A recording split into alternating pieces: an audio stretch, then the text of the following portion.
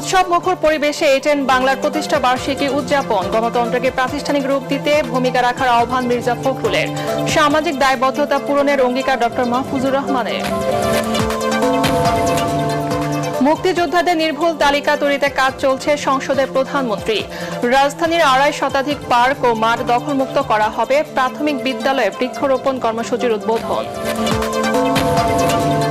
BNP কোন দলের রাজনীতি বন্ধ করার বিপক্ষে, স্বরাষ্ট্রমন্ত্রী। আইনের মাধ্যমে নির্ধারিত হবে আওয়ামী লীগের রাজনৈতিক ভবিষ্যৎ। শিক্ষামন্ত্রীর পদত্যাগের দাবিতে শিক্ষার্থীদের মিছিলে পুলিশের বাধা, অনেক পরীক্ষার্থী আন্দোলনের বিপক্ষে, ক্ষতিগ্রস্তরা পরীক্ষা দেওয়ার সুযোগ পাবে, সংসদে এহসানুল হক মিলন।